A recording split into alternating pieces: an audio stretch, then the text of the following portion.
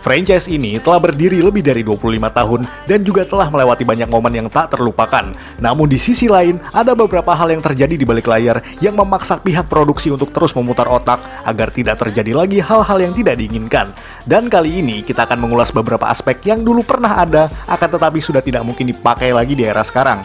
Entah karena masalah sensitif, standar penyiaran yang telah berubah seiring perkembangan zaman, atau hal-hal lainnya. Dan langsung saja kita ulas 7 aspek Power Rangers yang tidak bisa dipakai lagi di masa kini versi Tokofax Indonesia.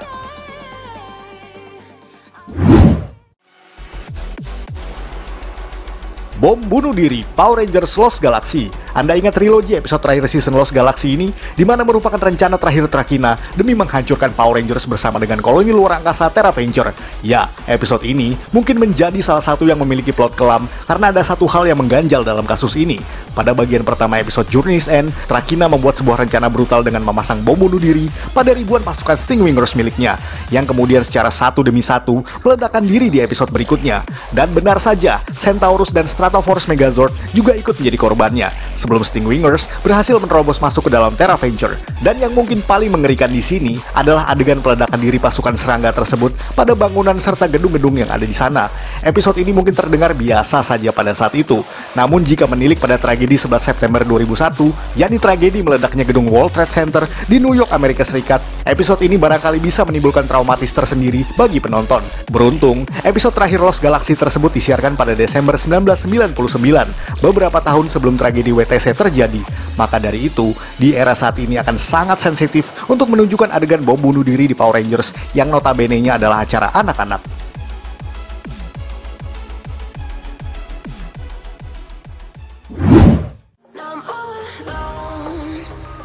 Konferensi perdamaian Power Rangers Ninja Storm. Yang dimaksud di sini bukanlah konferensi perdamaian seperti pada episode The Power Transfer Mighty Morphin Power Rangers season kedua. Bukan.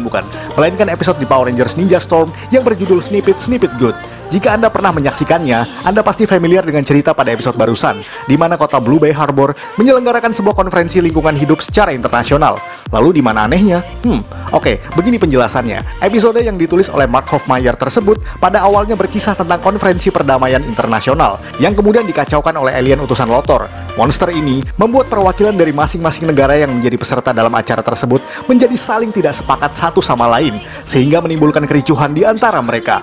Episode ini kemudian mendapat peringatan dari pihak ABC Kids selaku stasiun TV penayangan serial Ninja Storm, karena pada tahun 2003 saat itu sedang terjadi perang Irak yang menjadi isu panas dunia. Dan jika menggunakan plot di mana monster membuat ketegangan di antara para petinggi dunia adalah sebuah hal yang dianggap tidak pantas, sebab seolah-olah menyinggung hal sensitif tentang perang yang terjadi saat itu. Sehingga dengan terpaksa pihak Disney membuat ulang episode tersebut dan mengganti plot konferensi perdamaian menjadi konferensi lingkungan hidup. Bahkan juga melakukan delay penayangan dan mengubahnya yang semula adalah episode ke-9 kemudian menjadi episode ke-29. Maka dari itu ada sedikit cerita yang terkesan diacak dalam episode kali ini.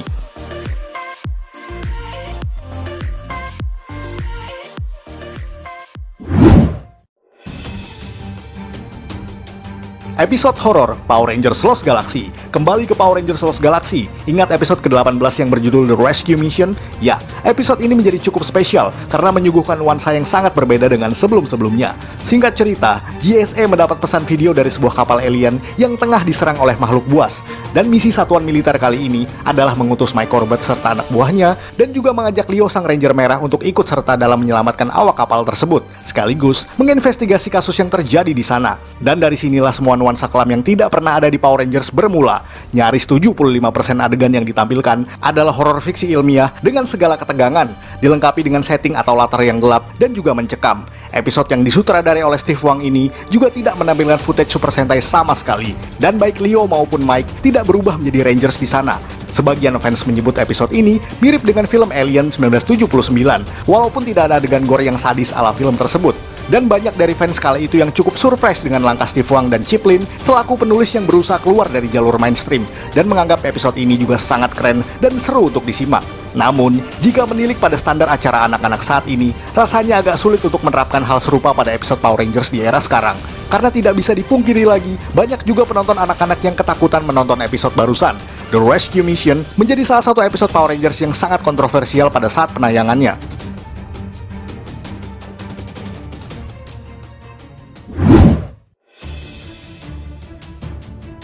Pistol sungguhan, Power Rangers Lightspeed Rescue. Ya, memang sangat sulit menerapkan hal tersebut bahkan pada era awal Power Rangers sekalipun. Tidak seperti tokusatsu asli Jepang yang dengan bebasnya menampilkan senjata api sungguhan di beberapa episode, meskipun kenyataannya tetaplah hanya replika untuk kepentingan perfilman semata.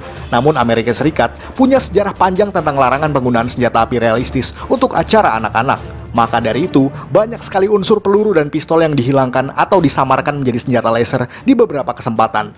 Bahkan musuh Power Rangers Lost Galaxy yang bernama Filamax sama sekali tidak pernah ditampilkan dalam footage Gingaman. Karena pada versi aslinya yakni Sambas adalah jenderal yang bersenjatakan pistol dan dikenal sebagai penembak brutal, dan dengan terpaksa mengganti senjata Filamax menjadi pedang. Akan tetapi, di beberapa episode seperti Go Volcanic di Power Rangers Lightspeed Rescue, di mana kisahnya menceritakan tragedi pembajakan bis yang melibatkan perampok bersenjata api, dan pistol yang digunakan memang memiliki bentuk yang realistis. Episode ini pun tidak ditayangkan di Fox Kids dan GMTV Inggris karena alasan serupa. Meskipun di Amerika Serikat tetap menayangkannya, di samping menuai kecaman keras dari berbagai pihak di saat itu. Uniknya, jauh sebelum itu pada Mighty Morphin Power Ranger season kedua yang berjudul Wild West Ranger juga turut menampilkan pistol sungguhan. Ya, itu karena episode tersebut memang bernuansa cowboy.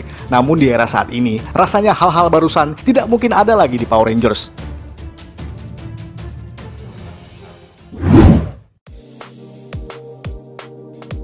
Warna yang disesuaikan dengan stereotype Mighty Morphin Power Rangers ini mungkin sudah sering kita singgung di beberapa episode sebelumnya, di mana pada era awal terjadi banyak spekulasi fans yang mengatakan bahwa Saban selaku rumah produksi dianggap sengaja melakukan penyesuaian casting berdasarkan ras para pemainnya. Contohnya Zack Tyler sang Ranger hitam yang diperankan oleh aktor berkulit hitam, Trini Kwan sang Ranger kuning yang merupakan wanita Asia berkulit kuning. Hal itu menjadi sangat sensitif, sebab seakan-akan terlalu disesuaikan dengan stereotip tiap etnis yang ada di sana. Bahkan Tommy Oliver yang menjadi Ranger merah di season Zeo dan Turbo terkesan agak rasis di mata sekelompok fans, sebab ia adalah pria berdarah Native American atau Indian yang identik dengan kulit merah. Di season SPD, bahkan Bridge Carson sang Ranger hijau juga mengatakan bahwa ia adalah orang Yahudi atau Jews, di mana warna hijau juga terlalu stereotip bagi etnis tersebut karena dianggap identik dengan Green Zionist Aliens di Amerika Serikat. Tidak hanya itu, di season Operation Overdrive juga kembali menggunakan pemain berkulit hitam untuk menjadi Black Ranger. Bahkan lucunya lagi, tidak pernah ada peran Ranger merah yang dimainkan oleh orang keturunan Asia. Dalam kasus ini tidak termasuk Peter Sudarso yang bermain di Hyperforce. Walaupun pada konsep Bioman versi Saban yang gagal ditayangkan, justru mendapat Mark Dacascos yang merupakan pria Jepang campuran Hawaii sebagai Red Ranger. Dan yang paling konyol dalam hal ini adalah Alex Hartman yang bermain sebagai Jaden Sibaret Samurai Ranger, di mana ia adalah pria Amerika berkulit putih yang memiliki marga Jepang tanpa penjelasan apapun. Sebagian fans pun menganggap bahwa itu merupakan tradisi whitewashing karakter, di mana kulit putih lebih diutamakan dalam memerankan karakter tertentu. Tidak ada alasan spesifik yang bisa ditemukan oleh publik mengapa pihak produksi bisa memilih pemain berdasarkan rasnya. Namun sejauh ini, itu semuanya spekulasi fans semata. Sebab pada era awal pun, Audrey DuBois yang merupakan original cast untuk peran Rini sang Ranger kuning bukanlah orang Asia. Dan pemilihan Thuy Trang sang wanita Vietnam ini bukan karena alasan ras, melainkan karena sebelumnya DuBois dipecat karena menuntut bayaran lebih. Dan Walter Emmanuel Jones sebagai Ranger hitam pun lantaran konsep Mighty Morphin adalah produksi ulang setelah gagalnya Bioman versi Amerika tadi. Dan di sana ada Ranger hijau yang bernama Zack Tyler yang memang pria berkulit hitam. Itu semua pun pernah kita bahas sebelumnya. Akan tetapi di era saat ini akan sangat sulit menerapkan hal tersebut untuk Power Rangers. Tentu saja demi menghindari anggapan sensitif mengenai isu rasial yang telah tertanam di kepala penonton sejak lama.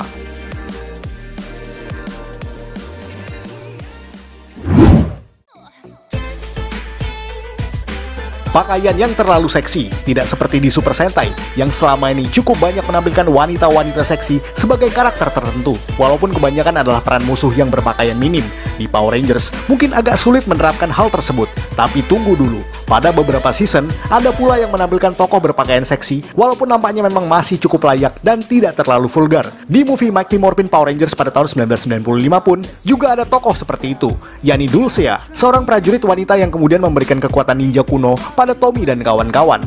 Dan seperti yang kita bisa lihat, bahwa pakaiannya yang menyerupai bikini memang tidak proper untuk film anak-anak. Meskipun saat itu tidak menjadi masalah utama bagi penonton. Di season Power Rangers Lightspeed Rescue pun masih ada karakter yang menonjolkan keseksian serupa, yakni Marina, tokoh putri duyung yang menjadi kekasih bagi Chet Lee sang Ranger biru. Meskipun di season yang sama ada pula tokoh Vipra yang masih konsisten menggunakan outfit dinas versi GoGo 5 yang masih cukup seksi. Tokoh Divatox dalam Power Rangers Turbo pun tidak lepas dari kesan seksi karena pakaian yang ia kenakan. Bahkan tokoh Ranger kuning di Lost Galaxy yang bernama Maya juga mengenakan pakaian semi terbuka, serta menjadikan dirinya sebagai tokoh Ranger dengan outfit terseksi hingga sekarang. Mungkin agak maklum, sebab di era Saban awal memang target audiens untuk Power Rangers lebih condong untuk usia 10 tahunan hingga remaja. Namun penerapan pakaian yang terlalu seksi memang agak mustahil ada lagi di season-season saat ini, apalagi mengingat standar penyiaran yang sudah sangat diperketat agar aman bagi anak-anak usia dini.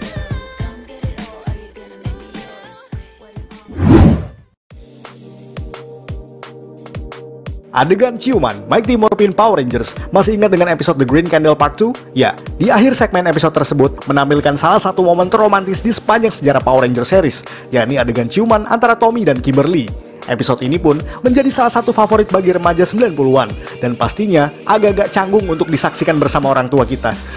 Bagaimanapun juga, Power Rangers adalah acara anak-anak, dan episode The Green Candle nampaknya ingin mencoba menampilkan sisi manusiawi dari remaja pilihan Zordon tersebut. Bahkan uniknya, pada episode terakhir Power Rangers in Space yang berjudul Countdown to Destruction, awalnya direncanakan akan dibagi menjadi 3 part, dan pada part ketiga, sebenarnya ada adegan ciuman antara Andros dan juga Ashley. Namun karena adanya permintaan khusus dari Fox selaku stasiun TV penyiaran in Space, maka episode yang awalnya adalah trilogi tersebut akhirnya hanya dipecah menjadi 2 bagian, dan secara otomatis juga menghilangkan adegan ciuman antara Ranger merah dan kuning tersebut. Hal itu diterangkan sendiri oleh Christopher Kamen Lee, pemeran Andros, melalui wawancaranya dengan Noping Spandex. Bahkan uniknya di episode Power Rangers Super Ninja Steel yang berjudul Reaching the Nexus, sebenarnya ada adegan yang menampilkan ciuman antara Kelvin dan Hailey. Hal itu pun kemudian diketahui melalui cuitan Twitter Nico Gritham, pemeran Kelvin yang mengupload potongan adegan ciuman tersebut. Namun Saban menghilangkan adegan barusan karena alasan yang tidak diketahui publik. Sebagian fans berasumsi bahwa adegan barusan memang sengaja dihilangkan demi kenyamanan bagi penonton anak-anak. Maka dari itu, memang agak sulit menerapkan konsep romantisme semacam itu di era sekarang. Dan kenyataannya memang lebih banyak adegan cium pipi di beberapa momen yang dirasa lebih aman dan terkesan sangat universal.